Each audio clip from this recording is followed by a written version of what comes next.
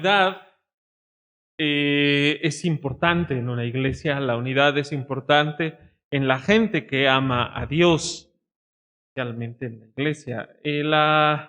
Esa pequeña palabra que dice juntos en armonía cambia radicalmente las cosas. ¿Por qué? Porque podemos estar juntos, podemos incluso vivir en la misma casa, podemos vivir en la misma colonia, pero estar sin armonía. Y que eso es algo que distingue nuestra sociedad, ¿no? De verdad que es difícil darse cuenta, bueno, no es difícil darse cuenta que uno de los mayores problemas de nuestra sociedad, de nuestra colonia, a veces de nuestro hogar, es la falta de armonía. Pensando en esto, estaba leyendo Hechos 6, y seguramente este pasaje, Hechos 6, del 1 al 7, ya lo has leído muchísimas veces. Probablemente te sabes la historia de qué es lo que ocurre. Pero yo quiero enfocarme en unos pequeños aspectos, muy pequeños, son 2 o 3 cosas que a mí me parecen interesantes, acerca de la convivencia y especialmente, y aquí es totalmente claro, la convivencia en una. Decidí llamarle a la meditación, yo no sé por qué, decidí llamarle problemas en el paraíso. Y ahora les explico por qué decidí llamarle problemas en el paraíso. Vamos a orar. Si tienen su Biblia, Hechos 6, del 1 al 7, lo leemos y después oramos, ¿sí? Dice, Hechos 6 del 1 al 7, ¿sí? Me voy a permitir leerlo yo. Y dice así: en aquellos días, como creciera el número de los discípulos, hubo murmuración de los griegos contra los hebreos, de que las viudas de aquellos eran desatendidas en la distribución diaria. Entonces los 12 convocaron a la multitud de los discípulos y dijeron: no es justo que nosotros dejemos la palabra de Dios para servir a las mesas. Buscad pues, hermanos, de entre vosotros a 7 varones de buen testimonio, llenos del Espíritu Santo y de sabiduría, a quienes encarguemos de este trabajo. Y nosotros persistiremos en la oración y en el ministerio de la palabra. Agradó la propuesta a toda la multitud y eligieron a Esteban, varón lleno de fe y del Espíritu Santo, a Felipe, a Prócoro, a Nicanor, a Timón, a Parmenas y a Nicolás, prosélito de Antioquía, a los cuales presentaron ante los apóstoles, quienes, orando, les impusieron las manos. Y crecía la palabra del Señor y el número de los discípulos se multiplicaba grandemente en Jerusalén. También muchos de los sacerdotes obedecían a la fe. Vamos a ver. Bendito Dios, te pedimos, primeramente te damos gracias que podamos estar reunidos, también que podamos grabar las predicaciones y que hermanos que no pueden estar aquí con nosotros puedan después verlas con tiempo, con calma. Te pedimos que sea de bendición para cada uno de ellos. Y Padre, bendice tu palabra, enséñanos lo que tu Biblia, tu Escritura nos quiere decir. Y Padre, sobre todas las cosas, que podamos llevarlo a la práctica para honrarte y glorificarte. Bendice estos momentos en nombre de tu Hijo amado Jesús. Amén. Muy bien. Como te decía, seguramente tú ya lo has leído muchas veces. Y los pasajes previos, solamente para ponerte un poco en contexto, los pasajes previos de este pasaje nos narra cómo empieza la iglesia en Jerusalén. Justo la primera parte, los primeros versículos del capítulo 1, nos narran cómo el Señor Jesucristo asciende a los cielos, el Señor Jesucristo vuelve al Padre y les encarga que prediquen a todo el mundo, a toda criatura. Hechos 1:8 es la orden que les da, que prediquen el Evangelio en Samaria, en Judea, en Jerusalén, Samaria, Judea y hasta lo último de la tierra. ¿Sí? Y después viene Hechos 2, habla del Pentecostés y dice que en ese momento, siempre me equivoco y digo 3 o 4,000, creo que son 3,000 los que aceptan el Evangelio justo ese día. ¿Cuándo empiezan a crecer después dice 4,000 y después dice una multitud aceptan el Evangelio. Lo cual nos dice algo de entrada, que la iglesia en Jerusalén era una comunidad vibrante, una comunidad que se estaba entregando a la predicación del Evangelio. Se estaba entregando a la predicación del Evangelio en Jerusalén. Noten esto, por favor. En este momento, en Hechos 6, no hay un esfuerzo, no leemos en el libro de Hechos un esfuerzo fuera de Jerusalén por compartir el Evangelio. De hecho, el primer esfuerzo fuera de Jerusalén es en Samaria con Felipe, uno de los que menciona este pasaje. La gran persecución, que es cuando inicia el esfuerzo evangelístico fuera de Israel propiamente, del territorio judío, se da después de la muerte de Esteban. Por cierto, también mencionado en este pasaje. Hasta ese momento ellos están trabajando en Jerusalén, lo están haciendo con éxito, ¿sí? Y por eso dice el primer versículo: en aquellos días, como creciera el número de discípulos, hubo murmuración de los griegos contra los hebreos. Primero, hay mucha gente, crece el número de discípulos. No dice que, pues empezaron a afiliarse al partido de los cristianos, muchos, y entonces uno podría decir, no todos eran cristianos, a lo mejor había algún colado. No dice eso. Todos ellos eran discípulos, y como crece su número, dice, hubo murmuración de los griegos contra los hebreos, de que las viudas de aquellos eran desatendidas en la distribución diaria. La primera cosa que quiero que veas es que la palabra murmuración, en griego, dicen los que saben, es gongusmos, quiere decir murmullo, ¿sí? Musitar, murmurar, me gusta esta parte, gruñir, y sobre todo, decir algo en tono bajo. Esa es la palabra que nosotros aquí vemos traducida como hubo murmuración, ¿sí? Representa el sonido, o sea, esta palabra representa así como, hace idea de que estaban hablando bajito entre ellos. ¿Es bueno murmurar? ¿Qué le hace la murmuración a la convivencia? Hace muchos años descubrí, ya tiene muchísimos años, cada que hablo de algo que me ocurrió, cada vez hablo más para atrás. Por eso le decía a Pepe hace un momento, un día tú llegarás a esa edad en la que ya te sientes más cerca del hoyo, no porque te sientas tú mal, no, sino porque ves para atrás y dices, ¡ay, hace tantos años que vi esto! Descubrí unos cómics, Asterix el Galo, después hace poco hubo una película, y recuerdo que había un episodio que se llamaba La Cizaña. Y todo la historia gira en torno a un romano que es tan cizañoso, que dice que cuando lo echan, lo condenan a los leones, es un cuento, lo echan a los leones y le dicen, ¿y qué? ¿Los leones qué pasó? ¿Por qué no lo mataron? Y dice, terminaron comiéndose unos a otros los leones, dice. Y la cizaña es una historia muy divertida, pero ese es el problema de la murmuración, ¿sí? La murmuración puede terminar la armonía de personas. Ojo, yo no estoy diciendo que el motivo de la murmuración en este caso y en muchos otros no esté justificado. De hecho, les adelanto, estaba tan justificado que los apóstoles ponen remedio.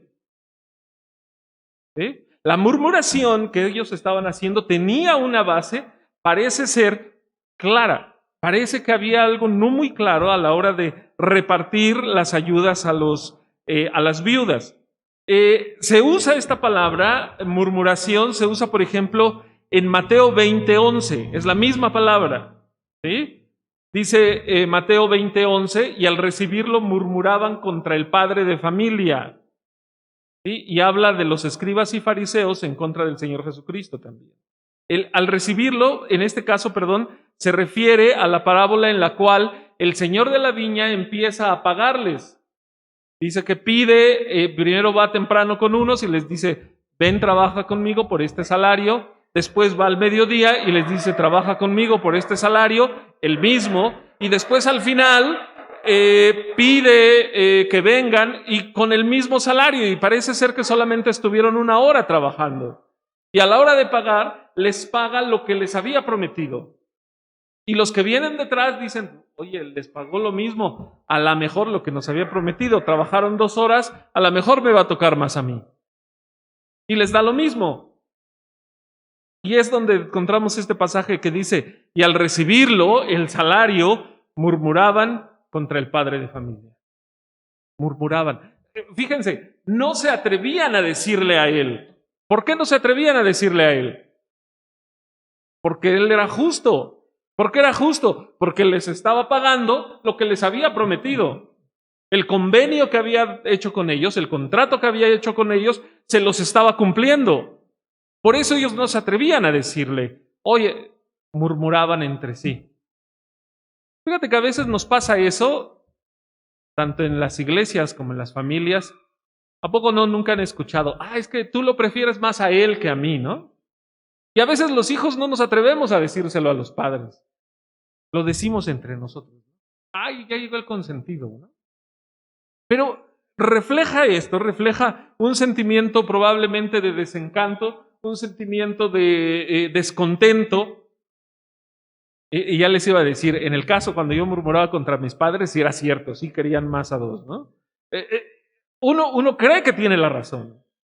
Muchas veces sí la tiene. Lucas 5:30 también nos habla de esa misma palabra, murmuración, pero hablando de los escribas y fariseos en contra del Señor Jesucristo.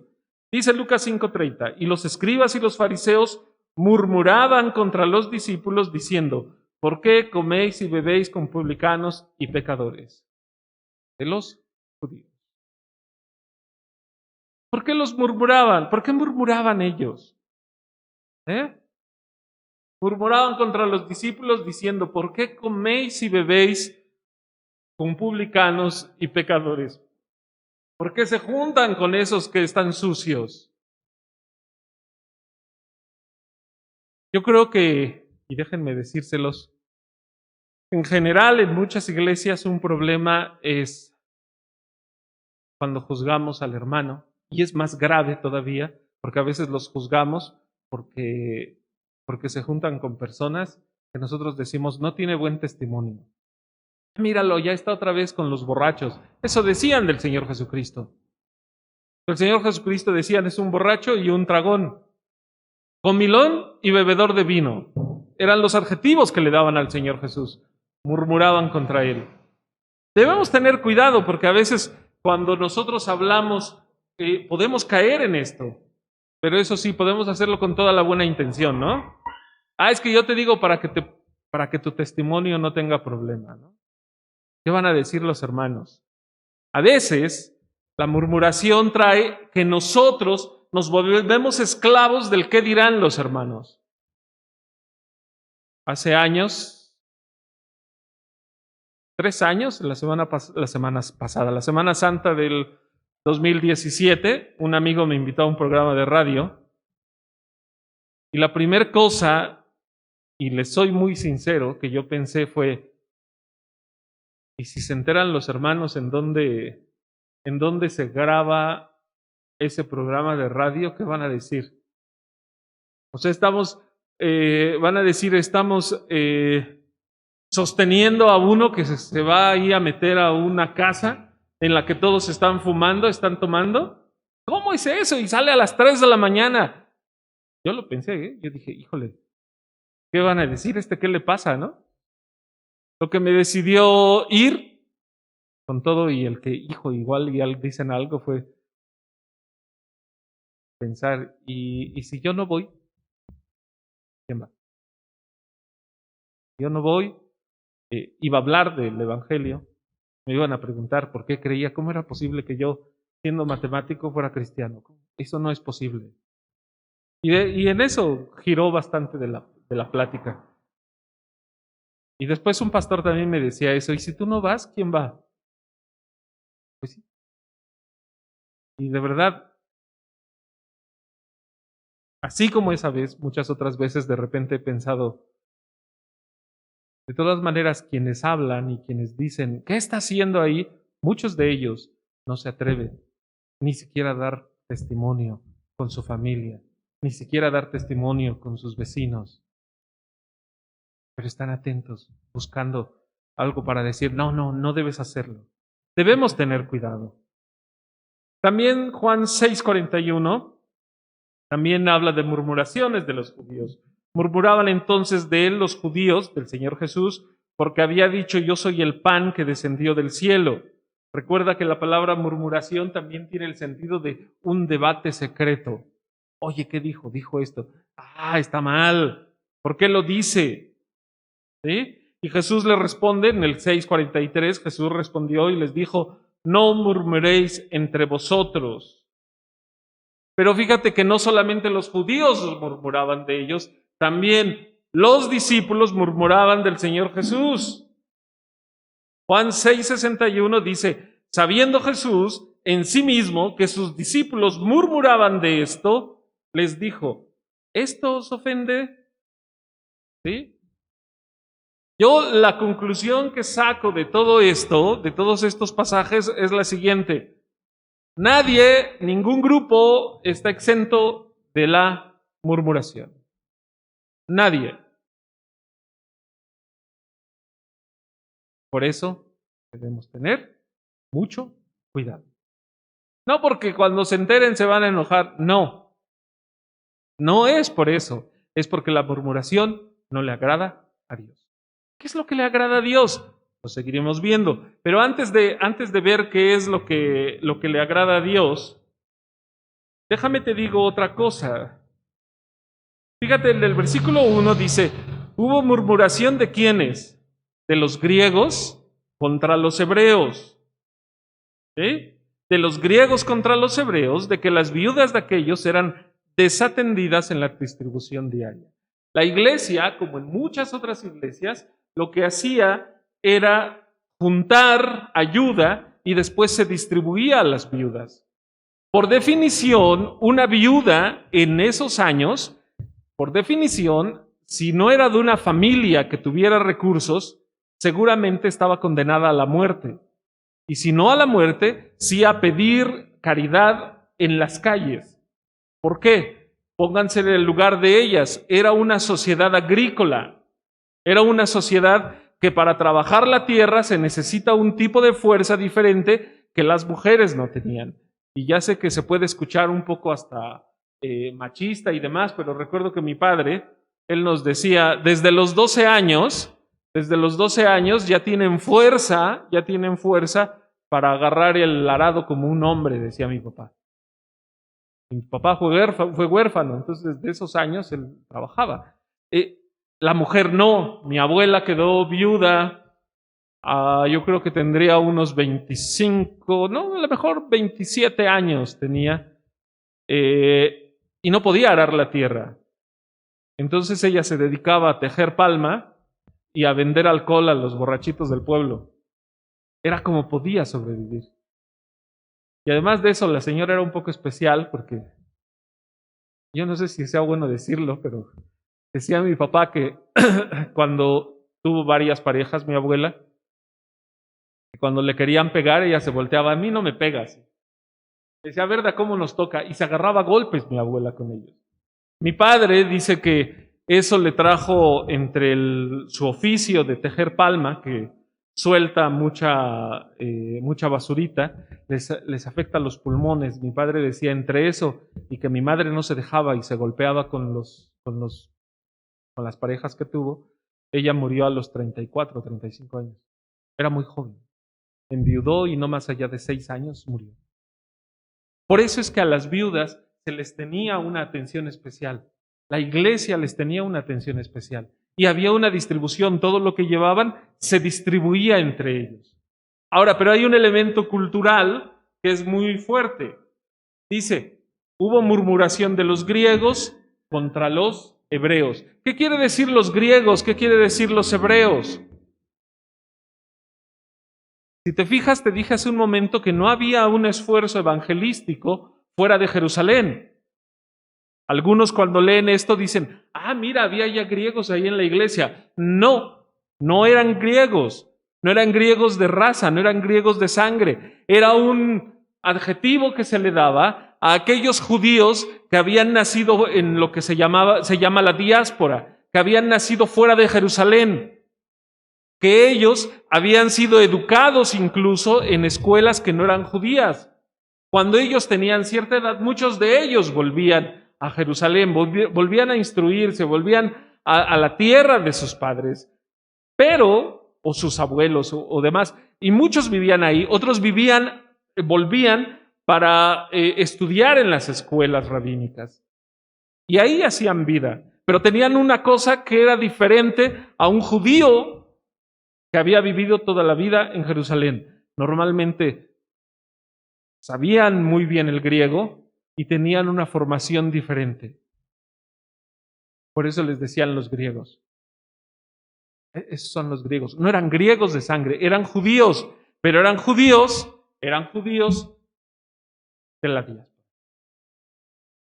Y siempre había cierto pique.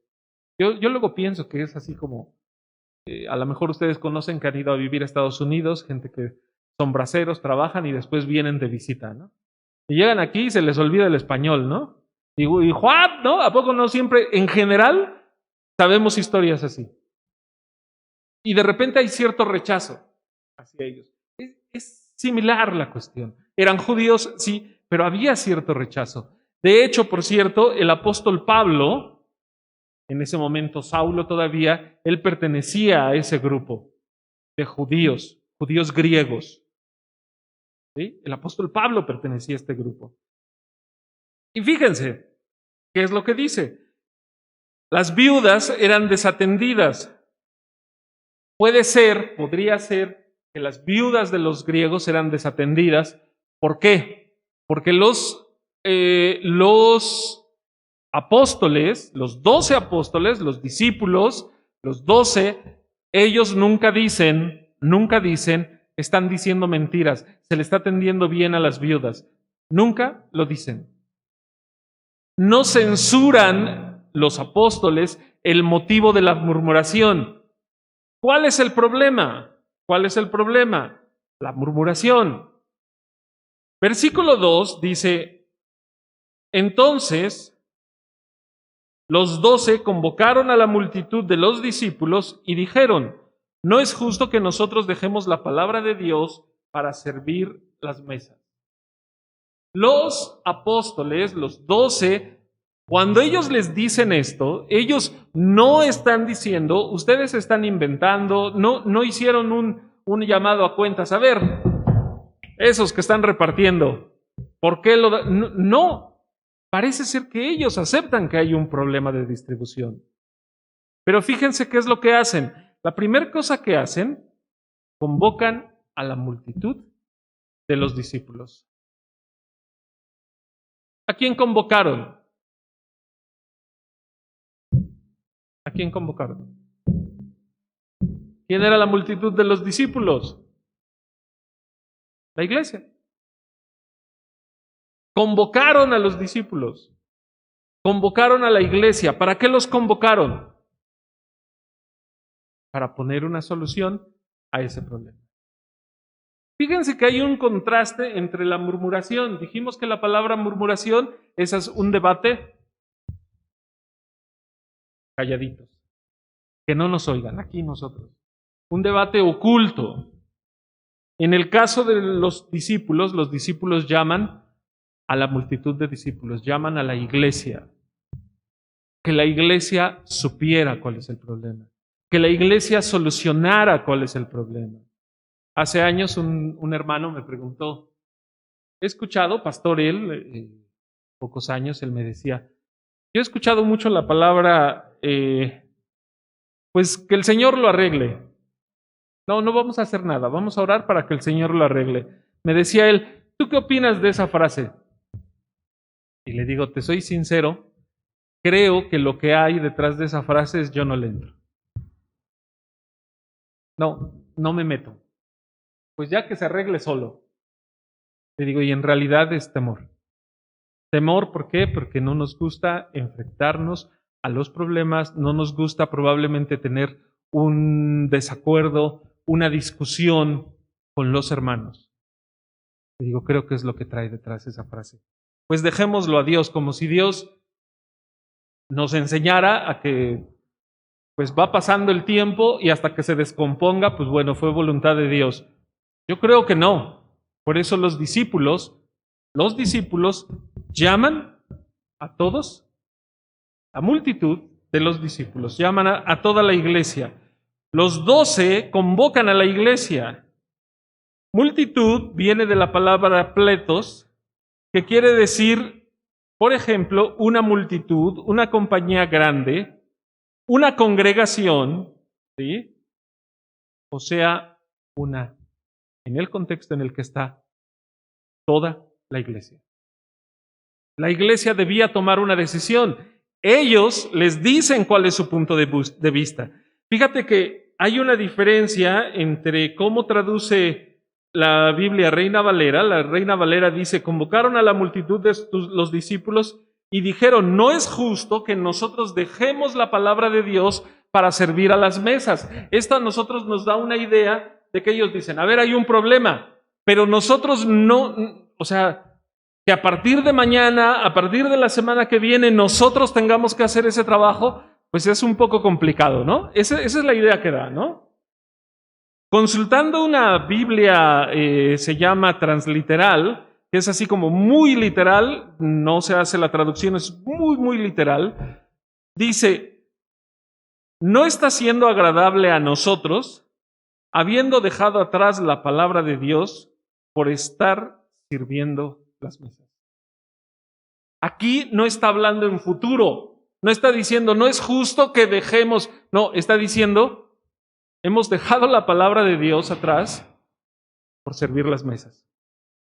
Y eso me parece notable, ¿por qué? Porque veo que los apóstoles, los 12, me da la idea que ellos ya estaban intentando solucionar el problema.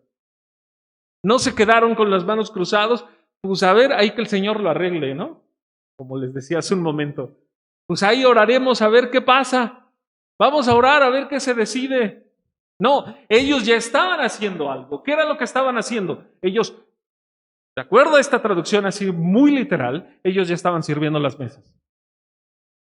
Yo supongo, o me da a mí la idea, que ellos ya están sirviendo las mesas, ya están trabajando, haciendo las cosas para que todos no caigan en un problema y después de un momento se dan cuenta, no podemos. No podemos. Tenemos que descuidar la oración, tenemos que descuidar esto. Y eso creo que nos habla muy bien, creo yo, de los 12. Hace muchos años, recuerdo que yo estudiaba en un seminario, no el seminario del compañerismo, de la quebrada, y me acuerdo que salió de un trabajo, no sé qué estaban haciendo, y decía, no, es que ese ya nombró a sus diáconos para que le hagan el trabajo. Dando la idea de que el pastor nombraba diáconos para no trabajar. Ellos eran pastores, por cierto. Y a veces esa es la idea que se tiene cuando leemos este pasaje. Que los pastores dicen, no, yo no me puedo meter a ensuciarme las manos, que lo hagan ellos. Pero no es la idea que está dando este pasaje. Ellos están trabajando, están intentando solucionar y se dan cuenta, no podemos. Lo mismo que hizo Moisés. Moisés iba en el desierto, estaba intentando solucionar, aconsejar los problemas de todo el pueblo. Su suegro le dice, oye, te estás matando. Busca hombres, varones llenos, esforzados, llenos de gracia, el Espíritu Santo y más o menos las mismas características que leeremos en unos momentos, para que ellos sean los que se encarguen. Uno de los mayores errores que tenemos como pastores, como líderes, es que nos da miedo delegar responsabilidades. ¿Por qué nos da miedo delegar responsabilidades? Porque tenemos miedo que nos fallen. Y fíjense que desde mi punto de vista, es un temor infundado.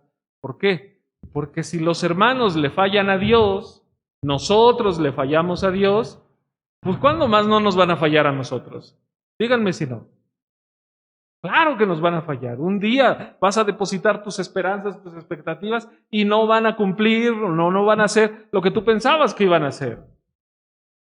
Por eso creo que como cristianos no deberíamos decepcionarnos cuando un hermano, cuando alguien querido en la iglesia comete un pecado o no hace lo que nosotros queremos. ¿Por qué? Porque nosotros mismos fallamos a Dios. El hermano le falla a Dios y no le falla cada mes, le falla todos los días. ¿Por qué? Porque si el hermano tan gentil y tan bueno que se ve no le fallara a Dios todos los días, no necesitaría un Salvador. Tan simple y tan sencillo. Y probablemente no comete los mismos pecados que cometía antes de venir al Señor. Probablemente ya no los comete, pero sigue siendo pecador. Sigue fallándole a Dios. Si le falla al Dios, al Creador del universo y al que le dio la salvación, ¿nos fallará a nosotros? Porque sí. No debemos tener temor en confiar. Le decía yo a un hermano hace tiempo, no debemos tener temor tampoco de lo que la iglesia decida. Aunque la iglesia no decida lo que a ti te gusta. Es uno de los mayores problemas. La iglesia a veces decide lo que tú no quieres. Se los digo como pastor. Cuando pasa eso, así como que no te agrada, ¿no? Pero después dices, ni modo, yo les enseñé eso, ¿no? Que la iglesia es la que tiene la decisión. Tengo que respetar. Y estoy hablando de decisiones que son correctas, ¿no? A veces como iglesia podemos también tomar alguna decisión que no es buena. Pero fíjense, ellos ya estaban haciendo algo. Se dan cuenta que no pueden solventar el trabajo y entonces le dicen, buscad pues, hermanos, de entre vosotros a 7 varones de buen testimonio, llenos del Espíritu Santo y de sabiduría. ¿Sí? 3 cosas. Buen testimonio, llenos del Espíritu Santo y de sabiduría. ¿A quién ponemos a atender al público? ¿A quién? Al que se deje, ¿no? Normalmente. De hecho, fíjense, a veces como, no solo en iglesias, ¿no? De hecho, sobre todo en iglesias es el tema. En iglesias a veces ponemos en las diferentes actividades que necesitamos, ponemos al que se ofrece, pobre, ¿no? Necesitamos quien haga yo. Y a veces te das cuenta que el hermano no tiene las mejores aptitudes o está creciendo apenas en el evangelio. Pues bueno, pues es que no hay nadie, ¿no? Muchas veces decimos esto. Fíjense las características para servir las mesas. No iban a hacer aparentemente un trabajo muy espiritual, ese ya lo hacían los 12. Aparentemente no iban a predicar, aparentemente no iban a estar a cargo de la célula de... No, solamente iban a distribuir las cosas. Pero ¿qué se necesita de los 3? Buen testimonio, llenos del Espíritu Santo y de sabiduría. 3 cosas que son esenciales si tú vas a servir a Dios, en el área que sea, desde barrer hasta dar de comer a alguien, visitar a alguien. Cualquier trabajo dentro de una iglesia al menos debe tener las 3 características la persona que quiera hacerlo. ¿Por qué? ¿Y por qué especialmente estos 7, que finalmente iban a servir las mesas? ¿Por qué se necesitaban esas 3 características? En Barcelona era muy sencillo hablar de este pasaje porque casi todos ellos, los hermanos, trabajaban en un cine y vendían boletos. Otros no trabajaban en un cine, en el cine también, pero vendían comida, los bocadillos y esto. Y yo les preguntaba, ¿qué tal? ¿Qué tal para atender a la gente? ¿qué se necesita para atender a las personas? Y luego ellos me decían, paciencia, mucha paciencia, porque todo el mundo quiere lo suyo, exige lo suyo y normalmente no le interesa lo de los demás. Y quiere que ser servido, quiere que lo traten bien, pero normalmente no le interesa cómo tratan a los demás. Y todo el mundo exige. Por eso les decía yo, se necesitaban esas 3 características. Buen testimonio, llenos del Espíritu Santo, llenos de sabiduría.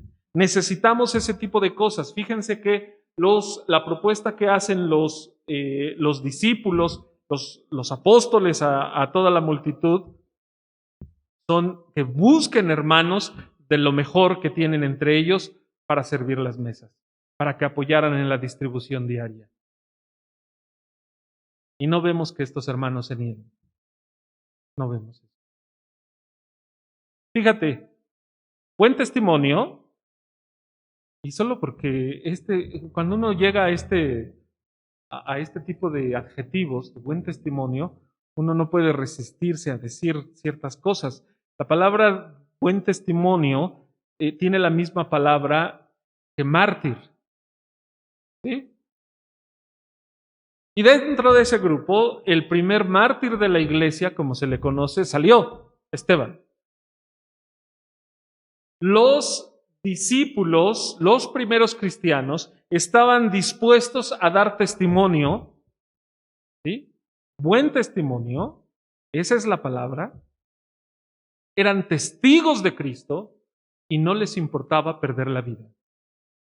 Por eso el día de hoy, la palabra mártir tiene sinónimo de, ¿cómo se llama? De martirio, de muerte. Porque estos hombres no hacían, no condicionaban el testimonio que tenían. No lo condicionaban, les iba la vida y no les importaba. Esa es la diferencia, creo, con muchos cristianos ahora.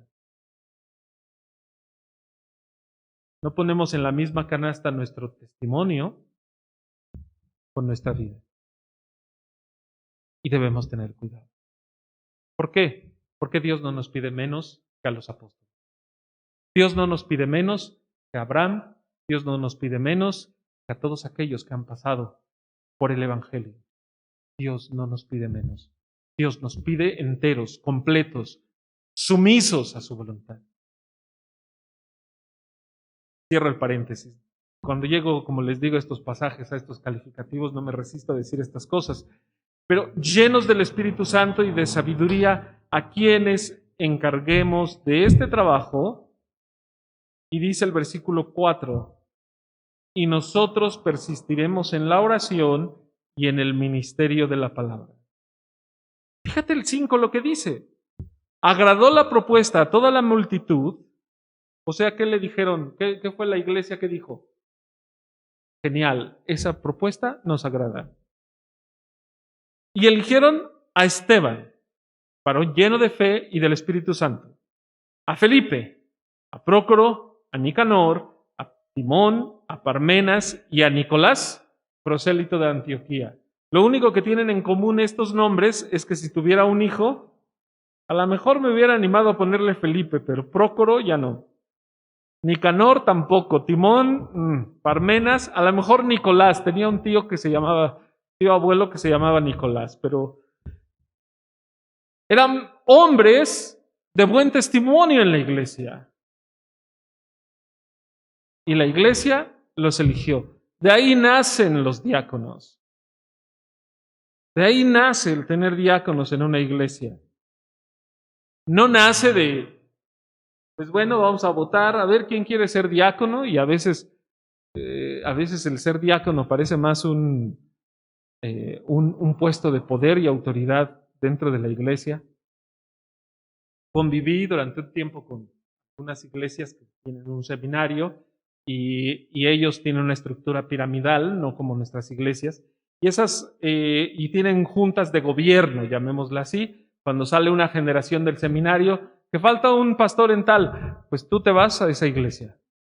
En tal otra, pues se van, los distribuye. Ellos no dicen, yo me quiero ir a tal lado. No, los distribuyen para que ocupen alguna de las iglesias que no tiene pastor.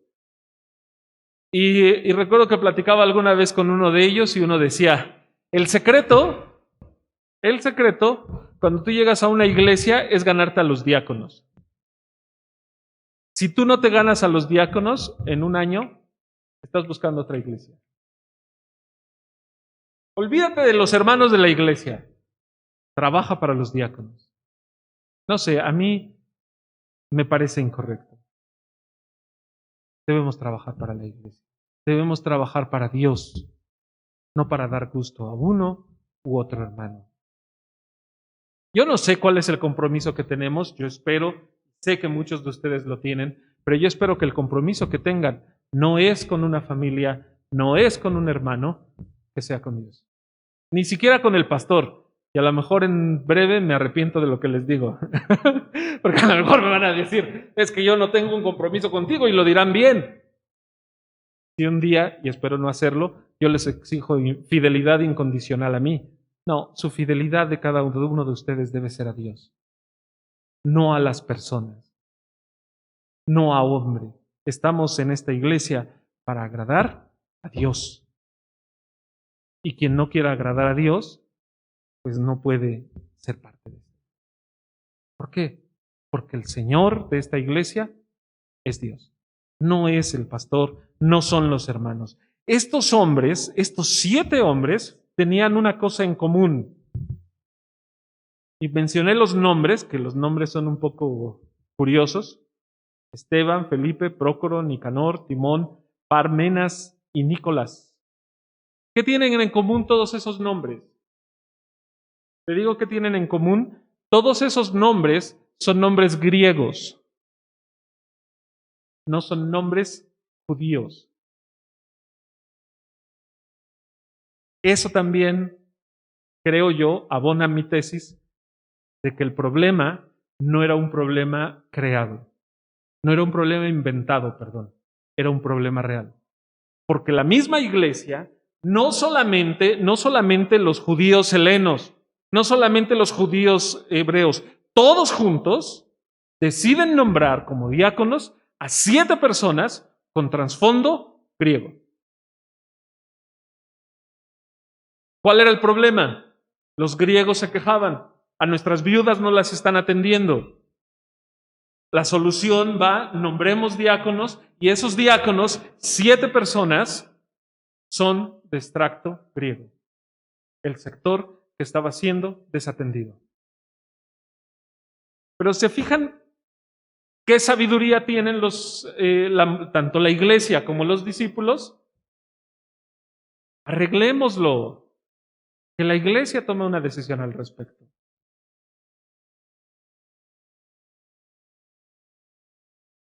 Exactamente. Sí. De hecho, por eso es que dice, a ver, vamos a tener personas llenas del Espíritu Santo, de sabiduría y de buen testimonio. 3 cosas muy importantes. Y la decisión fue de toda la iglesia. Los 7 son griegos, de buen testimonio. Y despuesito, terminando el capítulo 1, desde el 6, si no recuerdo mal, empezamos a ver que estos hombres no solo servían mesas, porque esa es otra cosa, ¿no? De repente no faltará, y he escuchado de diáconos que dicen, me recuerdan que al final, no en grabación, les cuento un chiste que habla de los diáconos, del papel de los diáconos. Pero a veces se cree que la labor de los diáconos no es predicar el evangelio. No, eso no lo he escuchado aquí, en otras iglesias. No, pues es que es diácono, entonces pues ya no hace nada, ¿no? Más que ver la luz y demás. Le hacen como los plomeros Yo recuerdo siempre los plomeros cuando se les encarga un trabajo, están aquí dando vueltas, viendo y haciendo no sé qué. Y cuando había los sopletes de gasolina, prendiendo el soplete de gasolina ahí en la calle, y dan vueltas, y 3, 4 horas. Y cuando, no soy experto, pero cuando tienes una idea de qué es lo que tenían que hacer, no más de 20 minutos podían hacer ese trabajo, que se pasan 2 horas midiendo según, haciendo. No eran así. primer mártir fue Esteban, un día. Felipe fue llevado a Samaria a predicar, donde ninguno de los apóstoles y probablemente pocos de los mismos miembros de la iglesia se atreverían a ir, porque no se llevaban con los samaritanos. Felipe fue y predicó el evangelio. De hecho, a Felipe se le conoce como Felipe el evangelista, que es diferente de Felipe el discípulo. Son dos diferentes.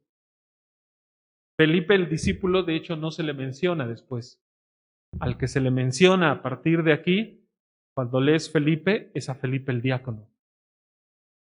Eran personas que no solamente estaban dedicadas a servir las mesas. ¿Cuáles son las consecuencias positivas de manejar bien un problema, una murmuración? El último versículo, versículo 7.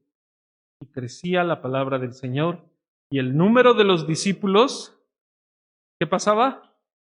Se multiplicaba grandemente en Jerusalén. También muchos de los sacerdotes obedecían a la fe. Las consecuencias de manejar bien una situación, un problema, una división, una diferencia de criterio dentro de una iglesia son estas: que la palabra de Dios crezca y se multiplique. ¿Por qué? Porque no dejarás, como iglesia, no dejarás que la fisura provoque una separación. Si lo arreglas rápido y lo arreglas de manera correcta, esa separación nunca existirá. Se arreglará todo, se solucionará y continuarás adelante. El Señor Jesucristo le dijo al Padre en Juan 17, te pido por ellos, que sean uno. ¿Para qué? Para que el mundo crea que tú me enviaste. Por eso, yo personalmente, cuando hay una división en una iglesia y somos seres humanos, ¿no? Y ya empiezas a ver cómo se están empezando a aventar las puñaladas y demás. Creo que son de los daños más grandes que se le puede hacer a una iglesia que dedica a Cristo. Porque estamos atentando no solamente entre nosotros, sino estamos atentando con nuestro propósito, que seamos uno, así como Jesús y el Padre eran uno. Y eso tiene un propósito, Jesús lo dijo y lo vuelvo a repetir, para que el mundo crea que tú me enviaste. Cuando nosotros no somos uno, y no estoy diciendo, lo digo bien claro, no estoy diciendo cuando tenemos problemas, no. Podemos tener diferencias, sí, pero cuando las arreglamos de maneras con sabiduría de Dios, entonces le estamos dando la gloria a Dios y el mundo puede reconocer que Jesucristo es el Hijo de Dios y puede creer en Dios. Pero a veces creo que es uno de los errores más grandes de todas las iglesias. No estoy hablando de esta iglesia. En todas las iglesias. Nos ponemos a murmurar. No, pongamos alto. La murmuración se detiene cuando una persona no participa. Ahí se detiene. Yo recuerdo que alguna vez, cuando iba yo a la iglesia de Aragón, una hermana me dijo, ay hermano, es que pues el pastor, yo lo veo raro. Y dijo, ¿cómo que lo ve raro? Si ustedes han tenido oportunidad de conocer al hermano Bernardo Alvarado, se darán cuenta que es una persona que siempre está bromeando. Tú has convivido más con él, ¿no? El hombre siempre está bromeando, mi esposa también, siempre está riendo. ¿Saben qué me decía esta hermana? Es que lo veo muy serio. Es una persona así como que no te puedes acercar a él. Y yo le dije, oiga, mire, yo no sé cuál sea su impresión. ¿Le doy un consejo? Acérquese. Y se va a dar cuenta que lo que está diciendo, yo le decía, el hermano Bernardo es un ser humano, yo he pasado mucho tiempo con él, sé que tiene defectos, pero ya le diré yo, uno de sus defectos no es que sea muy serio. Acérquese a él, tiene usted una idea que ojo cada día. Supongo que a la hermana le costó un poco de trabajo, pero empezó a acercarse a él, a platicar con el hermano. Como a los 2 o 3 meses le pregunté, ¿qué tal, hermana? Ya vi que se acercó un poco a él. ¿Es serio? Y me dijo, no, hermano, no lo es. Procuremos hacer las cosas de acuerdo a la voluntad de Dios. No caer en murmuraciones. Y si hay algo que se debe arreglar, que se arregle para la honra y gloria de Dios. Es nuestra responsabilidad como cristianos, como hijos de Dios. Muy bien. ¿Habrá problemas en el paraíso? Seguro. Seguro que habrá problemas. La diferencia está en cómo los arreglamos, cómo lo hacemos. Y también hay que decirlo, la responsabilidad sobre todo de cómo manejarlo, de cómo hacerlo, es de los pastores, es de los líderes. Si no lo hacemos bien, la iglesia va a pagar las consecuencias. No solamente nosotros, la iglesia. Vamos a ver. Bendito Dios, te damos gracias por este día, gracias porque vemos en tu palabra, Señor, siempre lo he dicho, pero hoy de nuevo lo diré. Vemos en tu palabra que tu palabra no esconde, Señor, los defectos, los problemas, ¿por qué no decirlo?, en las iglesias. En cada uno de tus servidores vemos en la Biblia que nos narras el deseo de servirte, nos narras el testimonio que tenía cada uno de ellos, pero también nos narras, Señor, en tu palabra, que eran seres humanos con defectos, con problemas, con errores. Y ese es un motivo de gratitud, Señor, porque nosotros como seres humanos nos podemos ver en ese espejo, Señor. Y nuestro gozo, nuestra esperanza es que con todo y estas fallas, tú nos usas. Y esa, Padre, no solamente es un gozo, también es nuestra esperanza y es nuestra petición. Úsanos, Señor. Úsanos. Queremos ser aprobados por ti. Y danos sabiduría para que, llegado el momento en el que haya diferencias, lo arreglemos de acuerdo a tu voluntad, Señor. Que no nos dejemos llevar, Señor, por los sentimientos, por las cuestiones de prejuicios, por tantas cosas que hacen que nosotros temamos, Padre, proceder como procedieron los discípulos. Danos sabiduría, Señor, para honrarte, para glorificarte, porque solamente tú mereces la honra y la gloria, no nosotros, Señor. Restaura nuestras vidas, restaura nuestra fe en ti, Padre, y que te honremos en todo momento. Bendice a aquellos hermanos que seguirán el estudio a través de internet, sé con ellos. Y a los hermanos que también nos siguen, que no son de nuestra iglesia, te pedimos que cada uno de ellos pueda ser alcanzado por tu palabra, y que si ellos están incurriendo en algún error, Señor, de murmuración, de no arreglar las cosas correctamente de acuerdo a tu palabra, que ellos puedan corregir su camino. Gracias por todo, Señor, porque nos cuidas, nos amas y tienes amor para nosotros, cuidado, y solamente por eso, Señor, ya somos deudores. Permite que paguemos bien nuestras deudas contigo. En el nombre de tu Hijo amado Jesús. Amén. Muy bien, que Dios les bendiga. Gracias por su